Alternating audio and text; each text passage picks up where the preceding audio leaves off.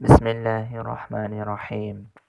وعن عبادة بن الصامت قال قال رسول الله صلى الله عليه وسلم في الجنة 100 درجة ما بين كل درجتين كما بين السماء والأرض والفردوس أعلاها درجة منها تفجر أنهار الجنة الأربعة ومن فوقها يكون العرش فإذا سألتم الله فاسألوه الفردوس رواہ ترمذی۔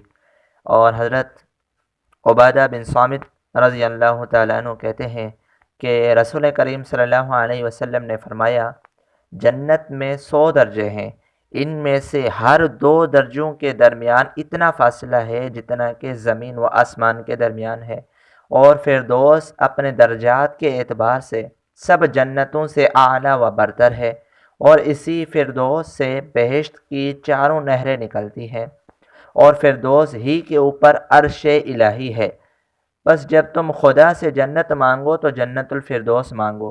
اس روایت کو امام ترمذی رحمہ اللہ نے نقل کیا ہے۔ انہار الجنہ یعنی عرش کا فرش جنت الفردوس کی چھت ہے، یہ سب سے افضل جنت ہے۔ جنت الفردوس کے نیچے سے 4 نہریں بہتی ہیں جو تمام جنتوں میں چلتی رہتی ہیں۔ نمبر 1 پانی کی نہر، نمبر 2 شہد کی نہر، نمبر 3 شراب کی نہر، نمبر 4 اور دودھ کی نہر۔ اس کے علاوہ دیگر 3 قسم کی نہریں بھی ہوں گی جن کا تذکرہ قرآن کریم میں بھی ہے۔ تسنیم یہ لطیف پانی ہے جو جنت کی ہوا میں جاری رہے گا۔ زنجبیل اور سلسبیل یہ گرم مزاج کا پانی ہے جیسے چائے وغیرہ۔ اور کافور اس چشمہ اور نہر کا مزاج جو ہے وہ سرد اور ٹھنڈا ہوگا جیسے ٹھنڈے مشروبات وغیرہ ہوتے ہیں۔